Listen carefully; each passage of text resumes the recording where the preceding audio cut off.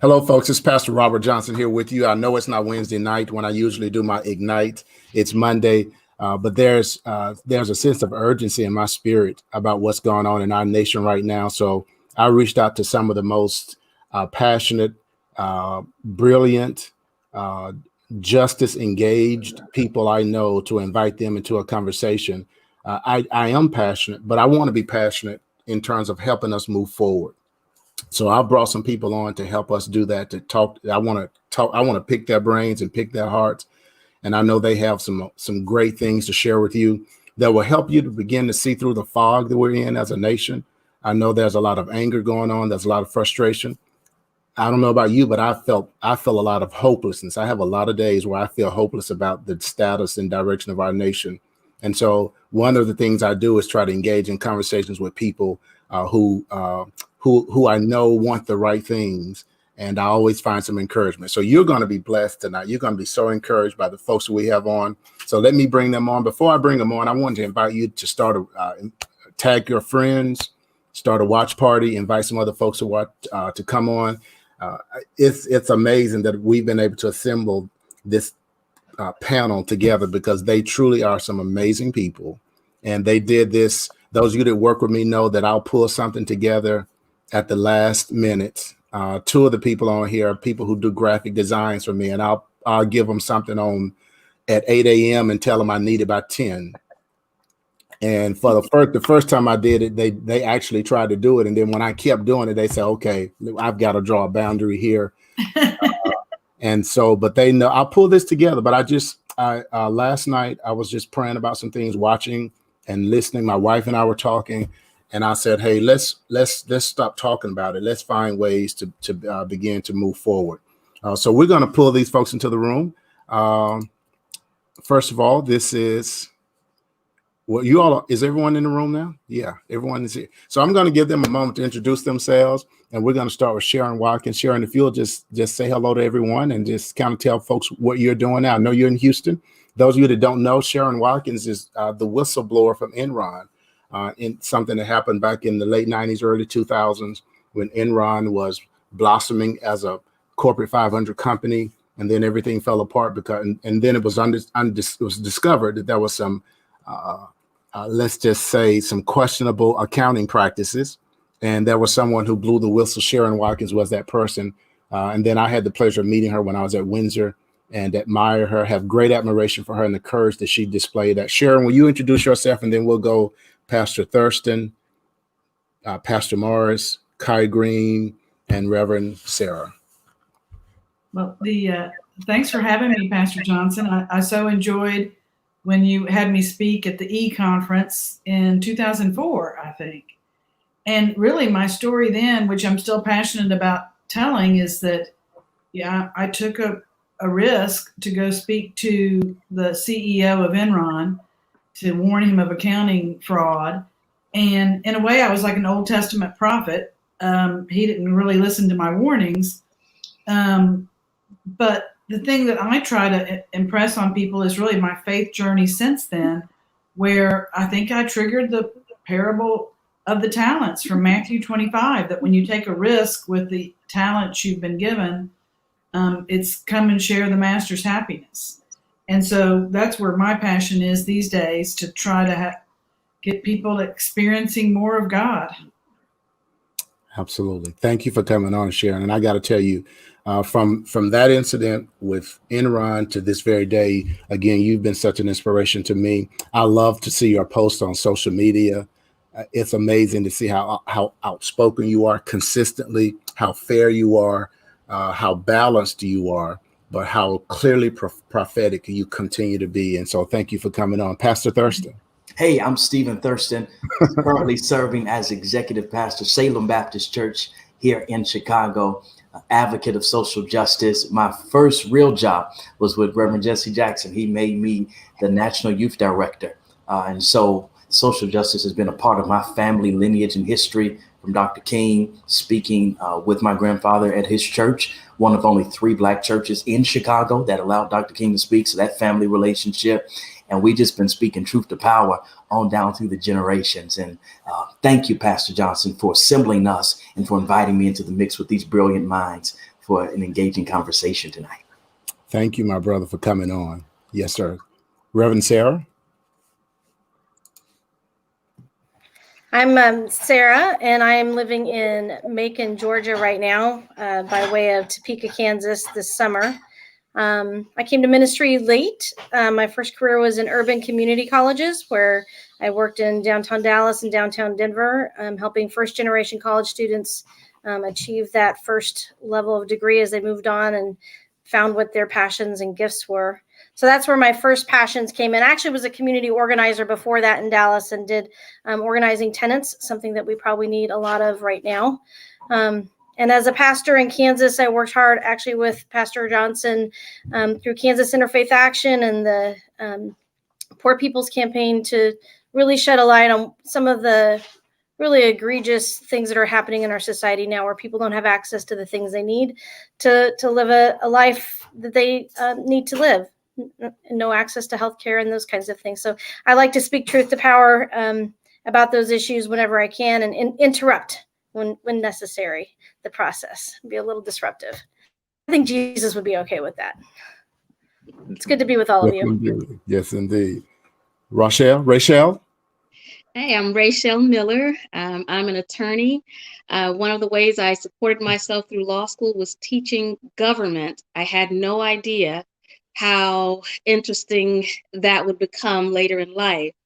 And coincidentally, one of my first jobs out of law school, I worked at the building where the Enron case was. So I was there working while the trial was happening, police on mounted horses, pictures of where the jury was drawn for the actual court artist. So it's interesting that we are intersecting on this call today. I'm coming to you from Atlanta, Georgia today, but I went to school in law school in Houston, Texas, where Sharon's story was shared with us earlier.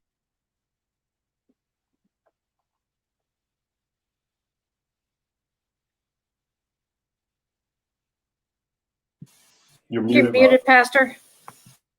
So we have two folks from Georgia who are here on the deal, from Macon and Atlanta, and so hopefully we have some other folks from from Georgia who are listening.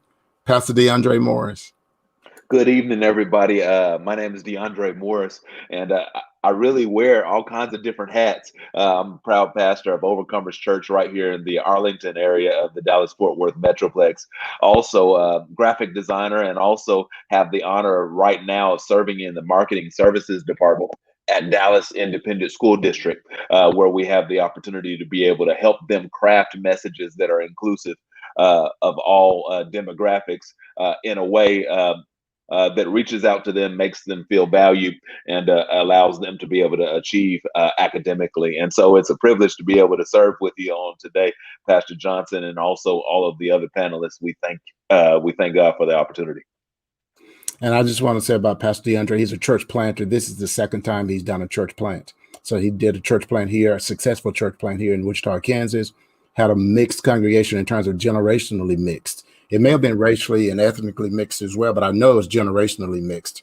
And so he's worked among folks of all generations and has maintained a balance of spiritual foundation, but with social compassion in a way that's so impressive. And so, Pastor, thank you for being a part. And then our last guest on the panels for tonight is Kai Green. Kai, you want to say a word? And this is out of we met in College Station, Texas, and then now he's in Austin. Yeah. So we met at College Station. I'm now in Austin. I'm a native Arkansan. I know I probably don't have the country accent, but talk to me long enough and it'll come out. I currently reside in Austin, Texas, where I serve as the VP of Diversity, Equity, and Inclusion for NutriBult. So a sports nutrition company that's growing in popularity over the last several years. I also serve as executive director of a nonprofit organization called the GiveJoy Foundation. So we do a lot with children around wellness, taking care of themselves, getting them up and being active. We do a lot of food services as well. Some programs we've been designing to get that up and running for them. Outside of that, I'm related to ministry. I speak.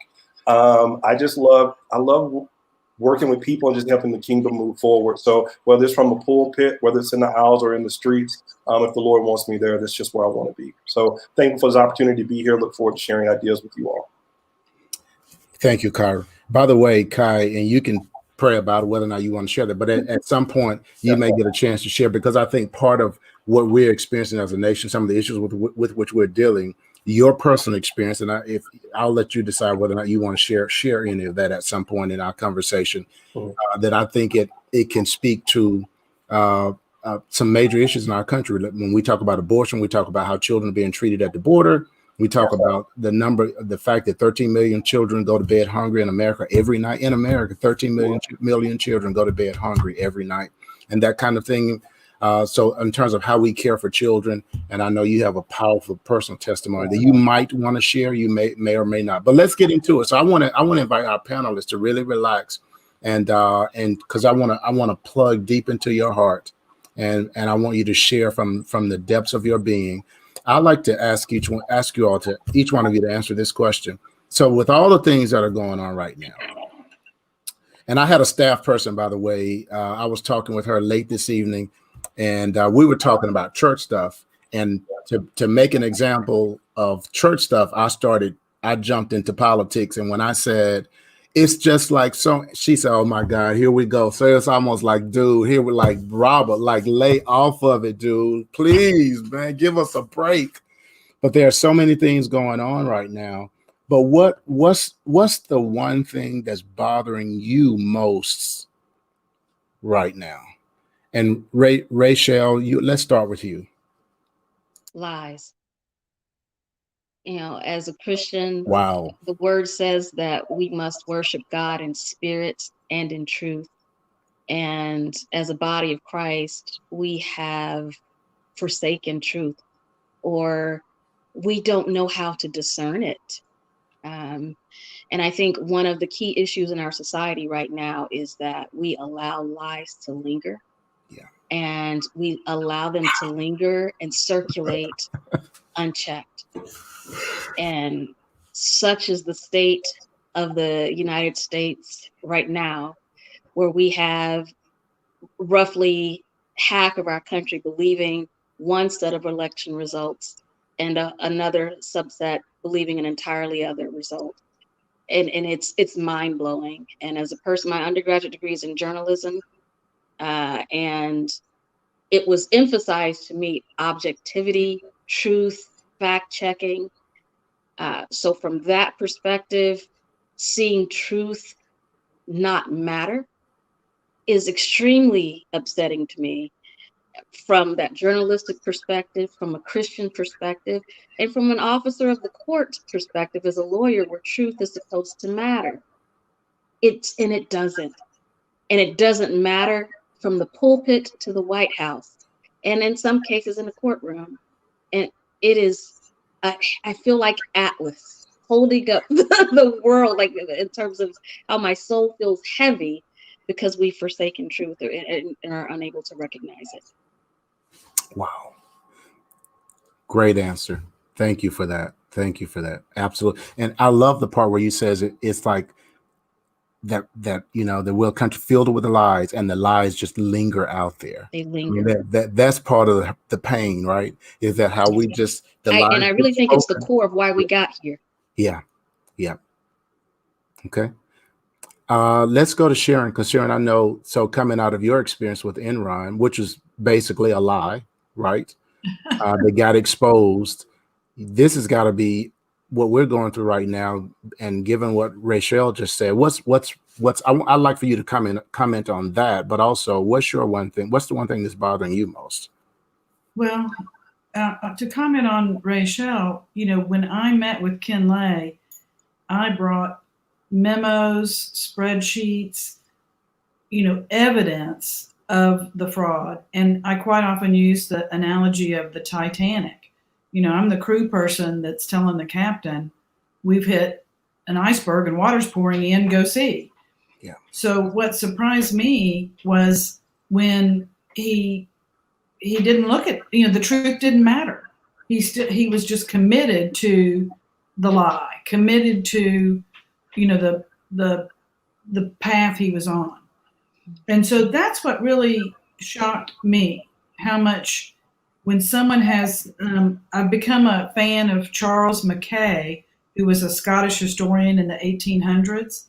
And he said, once error has been adopted, truth gets the intruder's welcome.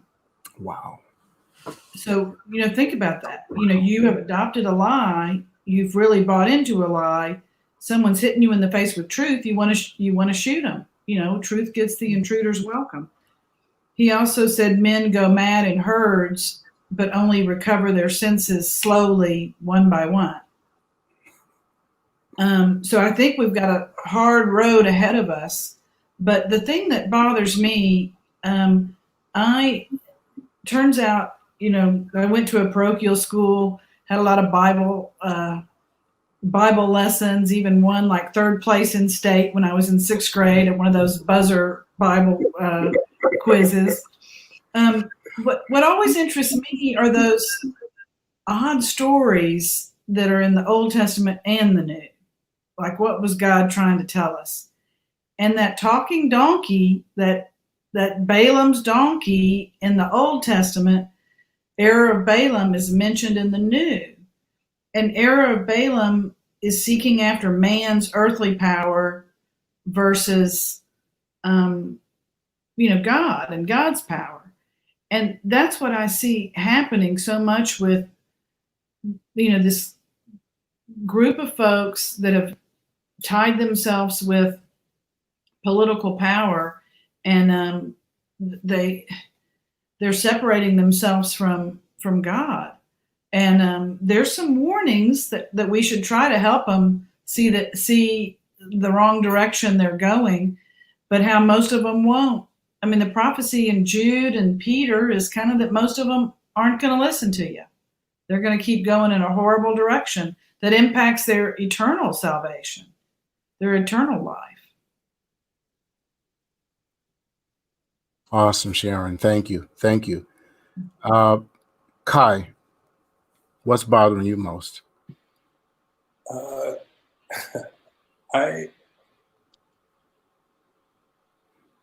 I think the hardest part for me has been having to stop lying to myself about where I thought the church was. Wow. As someone born and raised, and you hear that your whole life, you're going to be a preacher. You say no. You love the church, and everything that you try to model is to build it and to push it forward.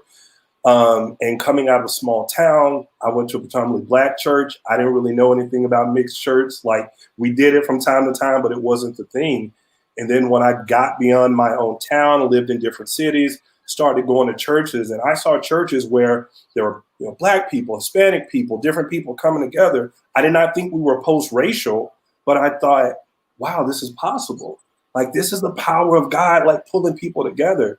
And I think that through the last 4 years, I really had to work with this unsettling thing that I knew in the back of my head, that the church had flaws, but I did not know the church had major life-threatening wounds to the body. And that's what I've realized. And I think that's been the hardest thing for me to really wrestle with. Not expecting it to be a perfect body, but I did not know that we were in such need of repair. Yeah. Jump in right there and just say, just real quick, I feel you there. I got to tell you, so that I struggle with a kind of depression about the church right now. I'm heartbroken about the church. As a matter of fact, Sarah and Stephen, Kyron, DeAndre, Rachel, you all as young adults, you all give me hope about it, because my generation, I'm heartbroken. But I'll come back to that. Pastor DeAndre. Can y'all hear me now? Yeah. I think for me, the problem as I see it is that America constantly fails to live up to her own expressed and documented ideals. Yeah. Dr. Martin Luther King said, in essence, we keep trying to cash a check on the promise of America, but it keeps coming back marked insufficient funds. Yeah. And even worse than that is the fact that there is now no secret, no shame, that the ideals of America applies to certain people and not to others. Yeah. That's bothersome for me. Yes, sir. Yes, sir. Yes, sir. We saw it. I was telling my wife, I was telling her, now I know. I knew it, but I was hopeful that it wasn't true. Right. That when what's our guy's name, that the quarterback that took the knee as a protest? Kaepernick. When Colin Kaepernick took the knee, and the ugly backlash that came against him in the name of you are offending the American flag and you are offending American patriotism. And I always knew it was a farce, that it wasn't real, that it was but now we know. It's like everything from that incident to now, so much has been laid bare, so much has been uncovered, that now I can no longer deny the reality of what we're living through. So absolutely. Pastor Sarah, Reverend Sarah. So much of what each of you has said is sitting with me.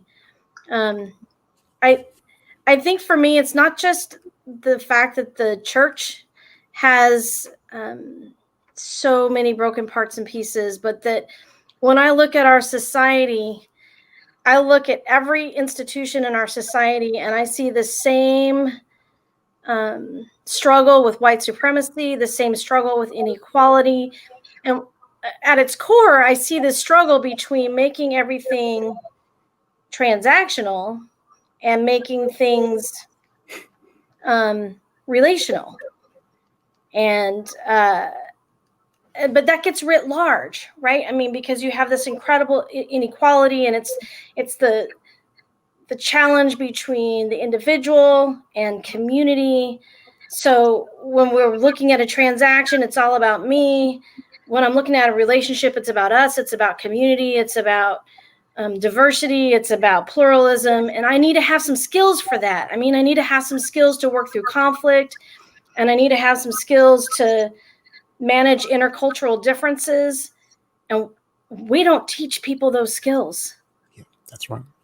Where in any of our life do we learn how to manage conflict well, how to manage differences, how to have some capacity for engaging in a pluralistic society? Rachelle, you said you taught government, and it reminded me when I was in the community college setting and I was teaching government. I still feel like I have to teach government from inside of the church. Because if you're going to teach people how to be part of a community, they have to understand how their government works. And they don't. And they have to know how to work through conflict. And they don't know how to do that. So I think that heartbroken piece for me comes back to the fact that I can't see any particular institution in our country that is not just struck through with those issues. And makes it hard to decide, where to get started. Yeah. Sometimes when you wake up in the morning, like, where do I go that this isn't the problem that I'm dealing with? I can't get away from it. So I guess I don't need to leave the church, because everywhere else I go, I'll still have it there. Yeah. But that's where I'm sitting with it. It's everywhere. It is the pandemic. It is the pandemic. I appreciate your answer. I think that your answer will push us towards some answers in terms of what can the church, we as people of faith, what are some things we can do. And I do think it begins on the relational level. By the way, which I know Kai Green, DeAndre Moore, Stephen Thurman, all three of those guys, I guess as a result of the generation they're part of, they get it. I mean, they do the social justice piece. They do, but what they really do is ground people in healthy relationships. How do we begin to build healthy relationships? That's where it has to begin. And even with DeAndre, really focused on the family and marriage. But because you're right, Sarah, we're not equipping people at all. And I think that's that goes back, Sharon, to even what you were saying, that there are some biblical principles that are there that are not being applied and not being integrated, and then we'll see it manifest at a national level. Pastor Thurston, what's really bothering you? And I'd love to hear from you. Sure, man.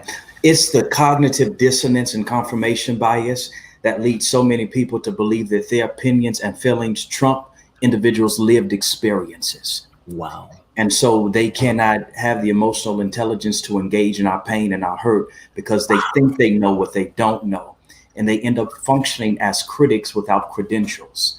You don't have the credentials. You don't have the know-how. You don't have the experience to speak to me about my experience and tell me that I'm not in pain when I am in pain. Tell me when I'm not being oppressed when I am being oppressed. And so we see that translate over into the body of Christ, into the church, because American Christianity has a white supremacy problem. And it's Christian nationalism that focuses on the preservation of social order that's threatened by people of color, threatened by immigrants, and threatened by Muslims. Yeah. And so when you add all of that together, we have the pandemic of pain that we find ourselves faced with. Wow. Now this is so now I just want to, DeAndre, I want to stop right here and raise an offering, right? Indeed. I want to stop right here and raise an offering, do an altar call right here. You guys answers, man, y'all have me at the brink of tears.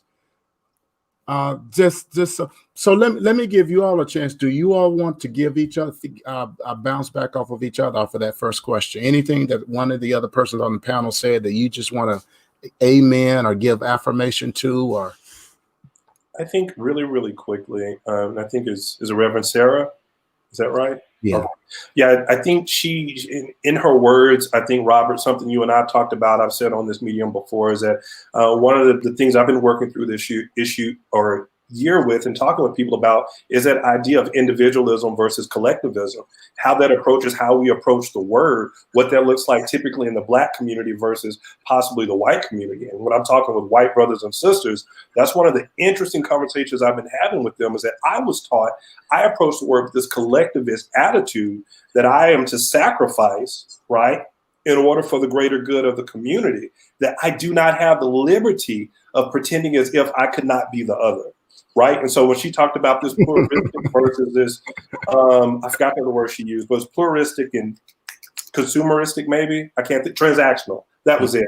Yes. That was the idea that came to mind. And to me, that's one of the biggest things between the teachings in different churches, is that there's been this move away from collective. To me, Jesus was a collectivist. There's a collectivist essence to the Bible. And I think that we often miss that. So I just wanted to amen her and say, I've been on that same path. Yeah. Good stuff. Anyone else? My amen is regarding Reverend Sarah as well. I think the one word that I take away from what she said is relationship. And strangely enough, I was talking about relationships and had a great following on Twitter and doing my thing on relationships. And then all of a sudden I'm talking about government and having to explain to people, how policy impacts people, and policy is a reflection of our relationships with people. And I think she answered her own question in terms of how do we, get the skill set to deal with different people. We have to rub elbows with one another, first of all. And if we came from that place of relationship first, some of these issues would dissipate or become more manageable. At least if we looked at each other as human beings first and could connect from a relational level, our society would be much better off. But we're broken because we don't know how to relate, care for, love one another. And I think that is a reflection of that lack of collectivism that he was just talking about. And in the simple act of mask wearing, people are willing to get shots and doses in arms, but won't put a piece of fabric on their faces to care for a neighbor. Our relationships with one another are broken. Awesome stuff. Great feedback. Anyone else? So now here's my issue. That one of the big issues for me right now. I am really, and I will raise this issue, but I want to get you all's feedback. Do you have any thoughts on this particular issue?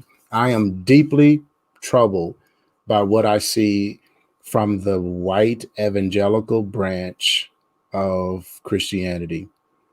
So if any of you all want to speak to that, if you don't, you don't have to. But I love to hear from any of you all that want to speak to that. Is that bothering you? Is that troubling you? Do you see it as that's just one segment? They've got their problems, but there are problems in all the other segments as well. What are your thoughts on the complaints that we're seeing in our society now about the white evangelical church? I'll jump in, Pastor. Okay. I take major issue with that group of collective people, and I can't take serious anything that they say about justice or righteousness, because they've shown themselves to be ethical sluts. They have moral dexterity in their justifications of injustice and their revisionist history that seeks to assuage their guilt about issues. And so there's a book entitled White Too Long by Robert P. Jones. He's the head of Public Religion Preaching Institute. And he lays out the case that the more racist attitudes a person holds, the more likely they are to identify as a white Christian. That's problematic. He goes on to suggest that if there were a rally for joining people into the KKK, he'd get a better result by going to a white evangelical church than going somewhere out in the backcountry woods to gather people to join those types of organizations. That's problematic. Wow. Yes, sir. Yes, sir. Anyone else? You all just jump in. I would say on the other end of that extreme, for me, I definitely find very little to relate to in white evangelicals. I'm a Unitarian Universalist. A lot of my people don't even consider themselves theists. They're, we draw from a lot of secular sources for inspiration. So I think my folks feel like they've sort of checked out of some pieces of Christianity. But I think what's troubling to me is that somehow they think that they're exempt from all of that. So they're not capable of being just as racist as those white evangelicals. Wow. Like, so they don't do Jesus, so they must be okay. And I think what's troubling for me is the extent to which that white supremacy is shot through us as people, as institutions, as communities. And if we can't, I'm speaking as a white woman now, if I can't get my people to start to really come to terms with that, to understand how it works systemically, to understand how it works inside of each of us in our everyday lives and relationships, if we can't start to have those conversations and do that work, I don't know how we turn this around. Because if my white liberal progressive white brothers and sisters can't figure out how to also do their end of the work, how are we even going to get to the white evangelicals that are, prone to KKK membership, right? If I can't get my people to do that work, then we're really in trouble. And I think I see people doing it. I see hope, but I heard Dr. Cornel West say once, if he could find white supremacy inside of him, if he's talking to a white audience of white UUs, then probably the rest of us were not exempt from it. Wow. And I never forget that I have work to do internally and externally, and I need to keep inviting folks to do it. And it's just never over. So do I worry about the white evangelicals? Yes. But, oh my God, I got work to do in my own house too. Great stuff. Well, Sharon, yes. Certainly, I have been moving in that world, for quite some time. My family and I went to a family camp. It was non-denominational, but for the most part, it was very, very much Baptist Bible Church, white evangelical, group. And there is a little hope at the margins. You have people like Beth Moore. Yes. She wrote a great blog piece called The Identity Crisis of My Life. Yeah. Because she just could not side with people supporting Trump. Now, they are still very wed to the Republican Party, but she stuck with truth. And so she's got a following, and she's getting, some movement on the margins. David French, have y'all heard of him? Yes. He's yes. anti-Trump, but one thing he posted recently, he's someone who is a lawyer that litigated in that white evangelical movement, where college campuses are dampening conservative thought and conservative talk. He's a big abortion fighter, but he's also anti-Trump. And he said when he lived in New York, amongst so many liberals, progressives, he didn't find a home. He and his wife didn't really feel like they ever had a group because they were such strong believers. They found politically people on the same page as them sometimes, but they weren't, so they moved back to Tennessee. They're in their white evangelical church. They're feeling all great. Everything's wonderful. He said he'd never felt so ostracized as when he became anti-Trump and started really posting a lot against Trump. And all of a sudden they were just like shunned out of that group. So it's the force on that white evangelical church is immense. And I have to search hard in my heart to look at them the way God would, like a lost sheep, and how do we try to reach them in love and grace? Because I'd like to just, get up all in their face about it. And too often I do that. But really, they think they believe in Jesus. They think, that I really fear for their eternal life. I think there's, various, Jesus said, if you're last here, you're going to be first there, and first here, you're going to be last there, which tells me there's some different degrees in how you spend your eternal salvation. He also said, if the children of light just kind of knew what things were like in the hereafter, they'd be paying more attention to the things that build eternal rewards, justice, peace, mercy, those things that build eternal rewards. So, I have a feeling, they won't like the scarlet letter they'll be wearing in heaven. Yes. Just jumping real quick. Great stuff. Yeah. And just like this idea of challenge, right? Here's the other thing, and this might sting a little bit, but I think that there are people who are coming for it, but they're coming for to this return to white evangelicalism that was quote unquote on par with who Jesus is. And I don't think that exists. So I think it's people that are coming out and they're making these statements. Possibly, I don't know, time will tell, but I don't think the fullness of what we're talking about is really registering, right? It means I will disavow Trump, but if we're being honest, prior to Trump, right? This same culture, this same ethos was essentially out there. And we can look at small things, like even when I do ministry consulting, it hurt me so bad that people that I know that go, Kyron, how can I be a better advocate to the Black community? What can I do?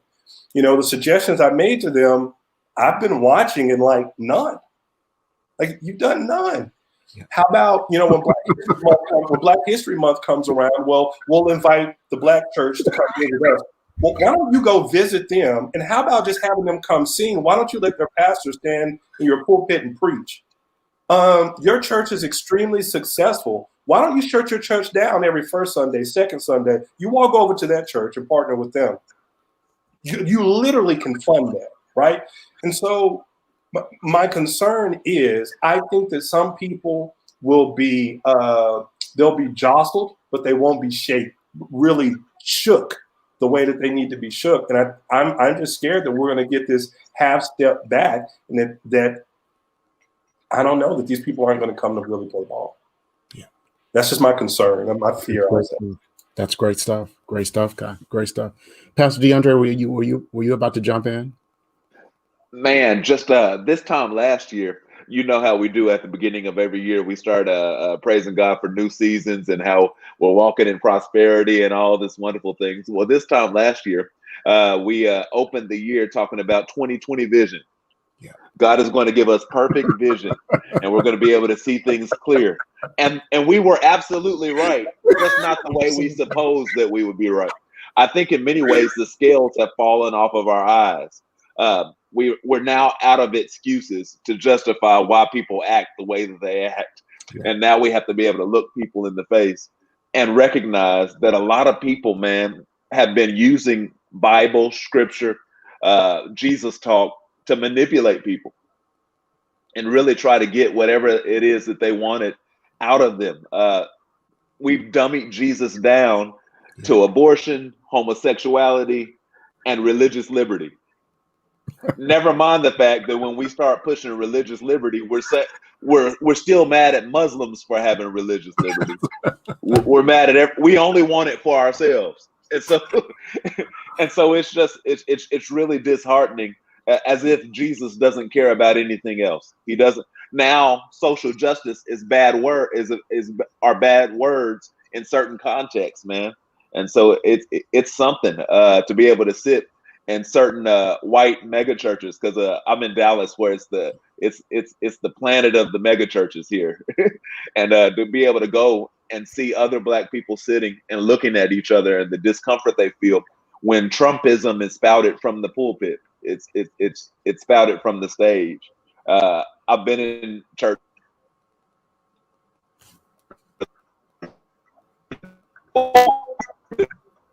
and people talk, and so I really believe that Jesus is going to hold us accountable. God is going to hold us accountable for what we didn't say, for the things that we didn't challenge, for the things that we didn't address. And so I just want to be a good Christian. I want to make sure that I represent him well. And that's my goal going forward. Great stuff. Great stuff. So let me, Rachel, I don't know if you wanted to jump in on that, but you'll get a chance to come back in on this next piece. Well, you know what? I got to get you in, because I got to give my sister credit. I got to give Rachel credit because I got into a discussion on social media with some white evangelical friends, and I love them dearly, and they're good people, and they are striving. It's just hard. It's just hard when even those that really are striving to move, when you just see all the roadblocks, the mental and spiritual roadblocks, it can just be very frustrating. And so I'm quick to be very gracious and there was one particular occasion that I just jumped right into, just, letting them off the hook. And Rachel was like, don't let them off don't let them off the hook. But I get what you're saying, sister, because I think that because we want to be so quick to give grace, and we don't want to feel like we're beating up on people, but sometimes people have to dwell in truth, hard truth, long enough for it to really do the work of change that it's supposed to make. You want to speak to that? You have nailed my personal dilemma. Because on one hand, I know that more than anything that we're called to walk in love. Yeah. On the other hand, I know that a loving thing is to tell the truth. Right. I understand from a life coach perspective that you don't help people by lying to them. Wow. And then, I talked about earlier how my main problem is that how we let lies linger. But as a Christian, as much as I want to move past 2020, I can't unsee what I saw. Yeah. And as a Christian right now, I feel like maybe an arm and maybe a leg have been amputated in terms of my relationship with the body of Christ. Because the last two churches I've attended, they have been multicultural churches. And I don't know if I thought we were post-racial, but I was very comfortable in a multicultural environment. And I was very comfortable with having a multicultural Friendsgiving, very comfortable having friends that didn't look like me. But right now, that feels unsafe. It feels so unsafe. And where the hurt and the amputated arm and leg come in is, this is supposed to be a part of my body. The body of Christ, people who that's supposed to be my brothers and sister. But right now, with my vision, I see you as my enemy. And God, how do I love someone that's supposed to be a part of the body, but I perceive as my enemy because they stand in the way of my basic human dignity and humanity? And I'm not going to compromise that under any circumstance. And so I wrestle with how to love and when to apply mercy and when to speak truth. And I think 2020 is the year that my filter left. Wow. I'm a person that weighs my words very carefully. And so, like in real life, my friends are like, gosh, you're really, really nice. My latest performance review at work, oh, she's really, really nice. But if you ask my Facebook friends, what's that Shannon Sharp meme? Because it's like this social media cesspool of lies. I'm going to cut you with truth like a surgeon so that we can heal. I am not buying anybody's lies. And if you come with some malarkey, I'm going to tell you. But it's coming from a place of love and wanting us to elevate. But that filter is gone. And I don't know how God is going to let that unfold. I have more faith right now that we will rebuild our democracy faster than we will rebuild and reconnect this church. I don't know what that's going to look like. Y'all pray with me because I'm struggling there. I want restoration, but I won't do it at the expense of there's no repentance. There's no empathy. There's no acknowledgement that there's a problem. And I'm not just going to float along and be, people truly expect you to be comfortable and peaceable about your own oppression. And that's just not reality. Yeah. And I don't want to feel Rachel. like that's not the Christian thing to do. Right. To be truthful and honest and not tolerate indignity. Absolutely. Rachel, I can totally relate. I work in a context, do ministry in a context, and live in a context that is very diverse. In fact, growing up, I prided myself in having white friends, Hispanic friends, friends of all kinds of nationalities, social, economic backgrounds, and education levels. So much so that I would argue with my grandmother, who would talk about people of other races and how her experiences in the past. It'd be like, Granny, it's not like that no more. But now in 2020, I'm discovering it's just like that. Granny was right. Hey, Granny was She was right. right. Yeah. Right. And so to be able to navigate the last 4 years, or even before that, even when President Obama was in office, to be able to look at my circle of friends and see that some of the things that they post on Facebook and some of the things that they would say subliminally, and my antenna would go up.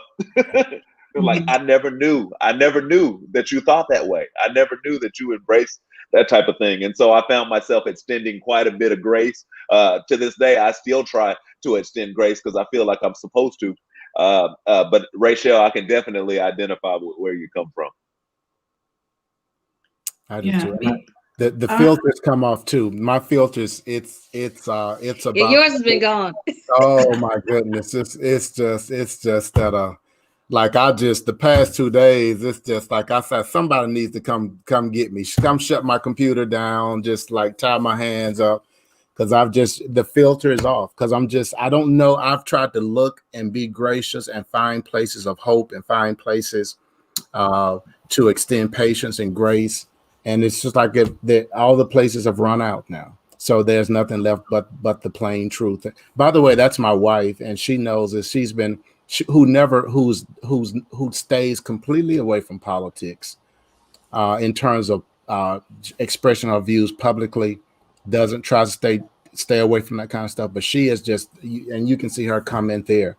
But that's just the kind of pain that people who consider themselves non-political, they're feeling that kind of angst and pain in these days. I want to ask this question. We're going to take a turn a bit, and then we're going to head towards, we're going to do an hour. So I will tell those of you that are watching, thank you for tuning in. And we're loving your comments. I'm posting as many of them as I can that'll fit on the screen, but please continue to share your comments.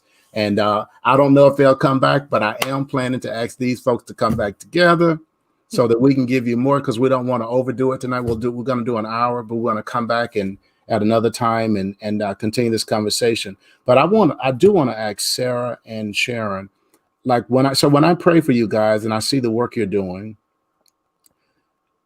I know how I feel ostracized by many of my white friends, particularly those who DeAndre that I grew up with.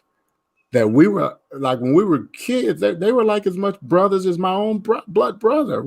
I grew up in a small town. small high school class. There were probably less than 100 people in my high school graduating class. And we went to school together from grade 1 to 12. And so the people in that class are literally they were like brothers and sisters to me. And so when we became adults and then social media came and then Trump came along, even before Trump, but a lot of it happened under his campaign and presidency.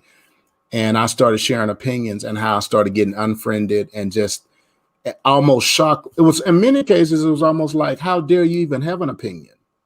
Okay. So I know how I get treated as a Black male, but I think about you guys, how much isolation and ostracism and rejection do you experience as Anglo women who are just and care about fairness and the flourishing of all human beings? Well, I mean, it's tough. I think I've had so many people block me, drop me on Facebook, really get into all kinds of arguments. And, you know, I was resonating with what Rachel was saying about, you know, you have these lessons that we're supposed to do everything in love. You know, we're just an empty clanging bell if we don't do everything in love. But I also feel like we are on the cusp of a new birth, a new racial reconciliation, times of justice. I do think we're going to be moving in the right direction on so many fronts. And at times, every time I'm thinking on this, what's coming to mind is Jesus, he had some sharp responses to the Pharisees, those believers that were tied into the power structure. And he would generally ask a question, and they would just get so angry because they knew to answer would show their true colors. And so half the time someone unfriends me because I ask a question. Something like, are you still head of the bookstore at the church? That's all I ask. And I get unfriended and blocked. You know, mainly because I'm pointing out that what they just posted isn't Christ-like at all. By just saying, you still running the bookstore at the church. You know? And they're still friends with Rick. I'm like, did they just get off social media? I get on his phone. No, look, they're still there. Just, I can't see them. But I'm starting to remember how Jesus sent out the 70. He said, you got your message, and if they want to listen and welcome you in, stay a while. But if not, don't waste your time with them. And so there's a part of me that's sad for them, but there's a part of me like, I think God's on the move, and bye-bye, white evangelical church. You have no voice in America anymore. Yeah. Wow. Great stuff. Sarah? Great stuff, Sharon. Thank you. Thank you for that transparency. You know, my faith tradition is in a very liberal, also politically liberal space, for the most part. So I don't get the kind of direct out so much. Maybe from a few family members. I do have a few members who I have to hide so they don't see everything they post, and I have to figure out how to be in conversation with them when it's. And my husband has unfriended a number of them himself, his own family members, because he just can't do it. He's actually he engages the fight more than I do, but I think for me it's a more subtle struggle, and it's the struggle of seeing people begin to get something intellectually but not being able to embody it, still tripping over the same barriers, the same sort of blinders, and and I bump into them in myself. And I think sometimes I'm the person who's hardest on me, looking at it from all the different angles. I mean, I think about what you said, Rachel. I know I've hurt people I care about.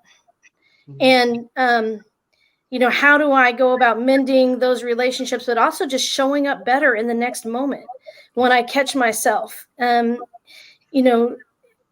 To me, the pain comes from really seeing how deep and hard the work is, that even people who say they want this work and want to engage in anti-racist community building, if you're white, you are carrying that in some ways. You're unconscious has so well kept you from seeing. It's just, it's insidious. And it's insidious that to the extent that you find it in yourself and you find it in your family members and your friends. And yeah, some people walk away. I guess I'm not afraid of pissing people off. I'm not afraid of saying it like it is. And I'm not afraid of, standing for what I believe in. If anything, I'd rather have my friends who are in the struggle see me being in the struggle with them. And if you're not in the struggle with us, then Wow. oh well. Wow. Wow. It's not lonely because I married well. You marry, as they say in the church, equally yoked, right? So Yes. Thank God. So the rest of you, Rachel, DeAndre, Kyron, Stephen. So how are you all handling the issue of being but I mean, you all handle this, pastors. You all handle this as pastors as well, speaking truth, but then at the same time, I think, as a matter of fact, according to the pastoral profile they do with the psychological profile that they do on pastors, and they said that in general, pastors have this need to be liked, right? That it shows up on the what is it, Sarah? You can be an ENTJ or ISTJ, The Myers-Briggs or whatever. Yeah. So the general profile that they have on pastors is that pastors have this need to be liked. So we have this need. Many of us have this need to speak truth. But and particularly if we've struggled with self-esteem issues. So I discovered, just a moment of transparency, that I still struggle with certain kinds of self-esteem issues because it bothered me so much when not all the people, but when certain people rejected me because of my justice stance, my justice advocacy, that it bothered me more than it should have. How are you all handling that? And what can you say to the folks out there who are watching, listening, who want to engage, but they're fearful? Sharon, I know you can speak to that, but DeAndre, Kyron, and Stephen.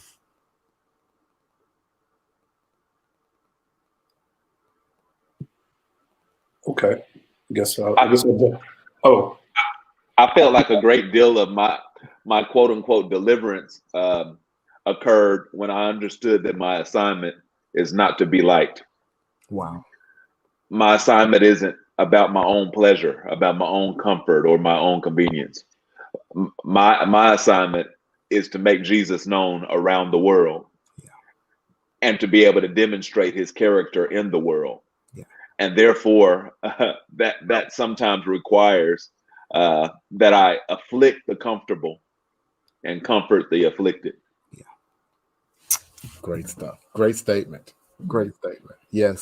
Yeah, I know for myself, again, I probably, some people roll their eyes if you listen to me a lot, but I have my own mantra. My thing is to get up every day, give every situation, every person I run into, all I have. And that's humility, authenticity, vulnerability, and encouragement. If I do those four things, right, I feel like that's how I'm putting my best Jesus foot first, even when it means having difficult conversations. And I can walk away from those conversations knowing that I did my part. Then I'm okay with cutting, to essentially allowing people to cut me off. That was one of my fears when I first thought God was calling me. I talked to a pastor and I said, man, I got all these friends, like we're kicking it. Like, I don't want to lose my friends. But he was like, well, if you just live the life that God's calling you to live, your friends are they're going to exit. And that's what they did. And I have found that that's what people do. And instead of combating people, much like our Lord and Savior, Jesus Christ, I have learned that a well-placed question will shut down a conversation or allow you the exit ramp that you need to keep on going about your business. So that's what I do. By the way, Kai, she says, Kai is my family. She's bragging on Kai. She's like, I know him. I know him. Back from Washita 408, baby. By the way, my good friend Ruben Eccles, who at some point we'll have Ruben on it with us as well. And you said that's Ruben. We need some African angels to say.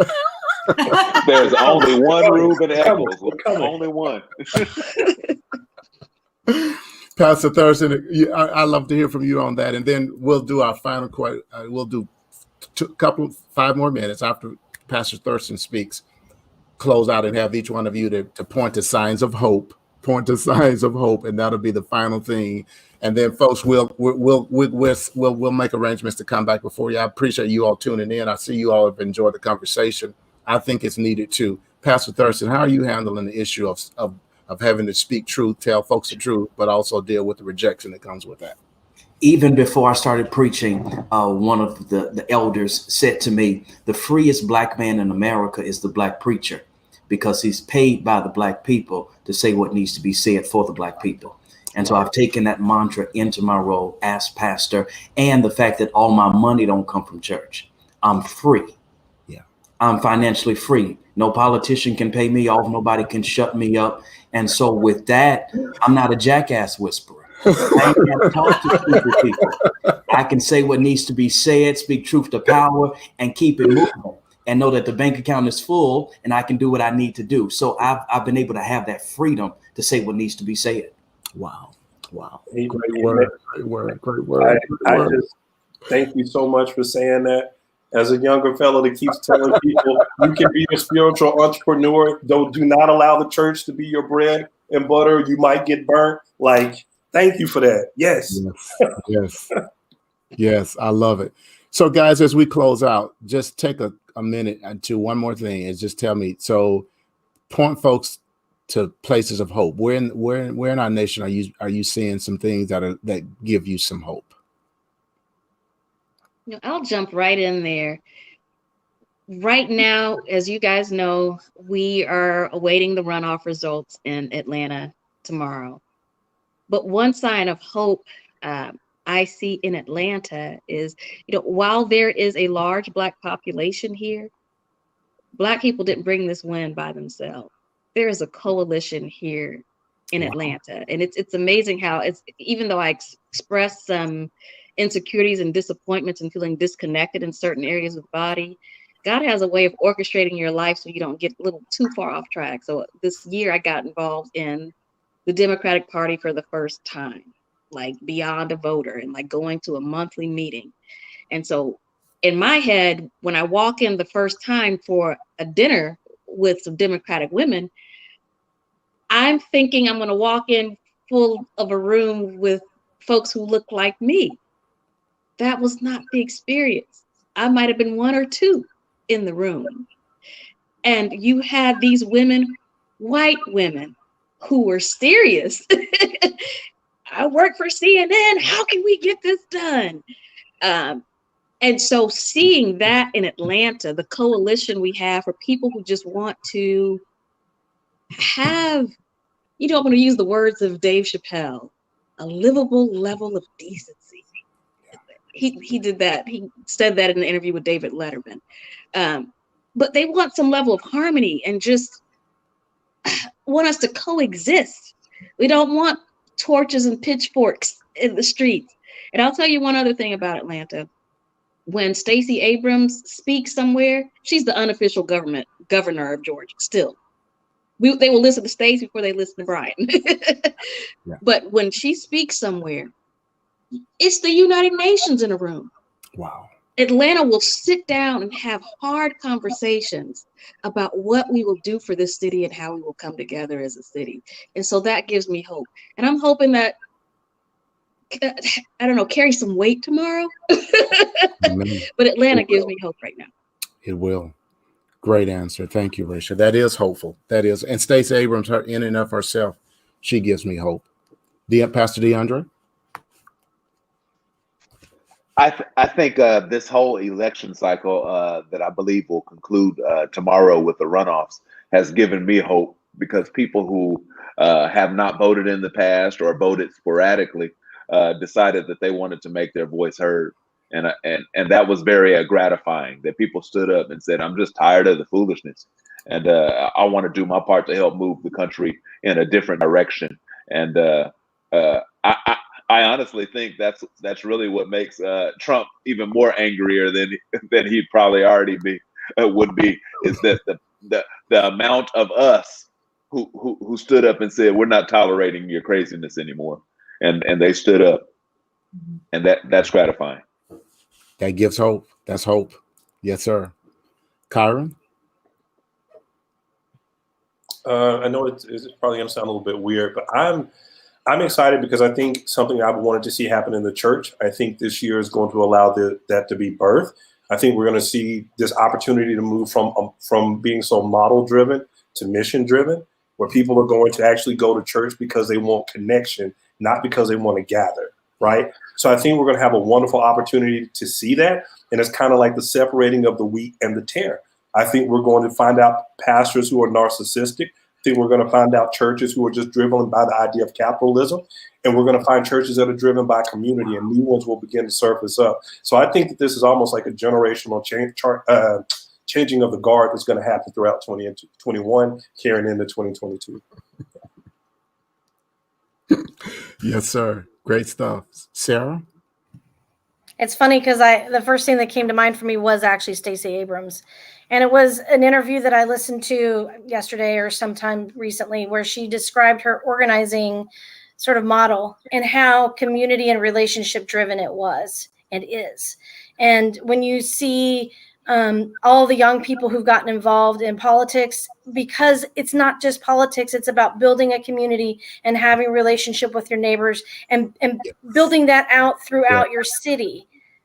That's given me some real hope. And there are some incredible young leaders, young women of color that are moving up in the cities that I've been in Topeka and now in Macon, just meeting some people who are doing some incredible work. And I just feel blessed to be supporting it, walking with them, engaging in whatever way I can to help lift that up and be with it. Just giving me hope more than anything else. Man, that is hopeful. That's hopeful. Pastor Thurston? For me, it would be our young people. Whereas I appreciate our allies in the baby boomer generation and all others, but our young people, Generation Z, falling between the ages 8 and 23, because they've grown up in a more global society and they've had more interface with people of other races and ethnicities. So some stuff ain't inbred in them that's been inbred in other generations. And that collective community that they're creating that crosses so many boundaries and borders gives me hope for our future. Great stuff. Thank you, sir. And then Sharon. Sharon, you have a question for Kai? You want to ask her? You want to give? I just wanted to hear his 4 things again. I got humility, being authentic self-encouragement. And yeah, humility, authenticity, vulnerability, and encouragement. Okay. Yeah. Thanks. I missed the vulnerability part. It's a hard question. I really didn't have a good answer for 8 because I have a sense that there's a bit more chaos to come. You know, that in a way maybe David has knocked Goliath on his back, but we still have to go jump on him, grab his sword, and cut his head off. Yeah. And we haven't done that yet, and that's I worry about our land of plenty, and as you mentioned, Pastor Johnson, so many people going to bed hungry at night. Yeah. The healthcare crisis, where our healthcare is just so uneven. And we all are up in arms about how easy it is for police officers to shoot an unarmed Black man, just over and over and over again. And so I think we're moving in the right direction, but I think it's going to be some very painful growing pains to really get where we feel like Goliath's head's been cut off. I so agree. I do think we've got some more turbulence ahead. But I do see signs of hope. Again, I want to thank all of you all for watching tonight. I will gather these folks and see if they'll give us more time. I love to pull them back together and for us to do another broadcast. If we were able to do that, we'll get the word out a lot sooner. Again, this was pulled together at the last minute. I do want to say that what gives me hope, or who gives me hope, Rachel Miller, DeAndre Morris, Kai Green, Sarah Oglesby Donegan,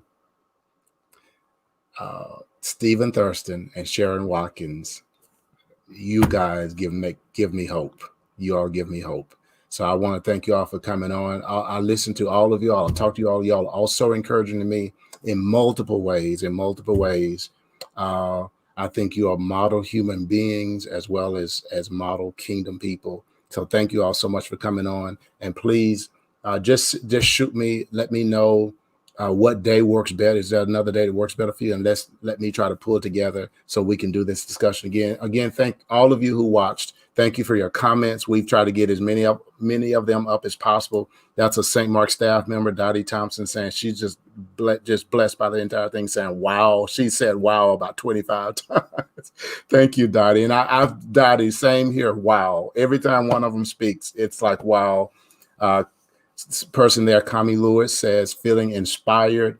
Sadia Brooks says great talk, thank you. And Debbie Jennings says thank you for this. So we look forward to coming back. You all be encouraged. I want to encourage you all to pray for tomorrow's election and pray for what's coming, what's in the days ahead. I want us to remember our seniors. I was listening to an NPR report that seniors were already on they stay on the edges in terms of quality care for seniors, and that condition is worse now. That many of our seniors across the nation are in deep trouble because the safety nets that were there have fallen apart, and so I'm deeply concerned about that. We have a large demographic of seniors at St. Mark, and so I want to encourage you all to pray for our seniors.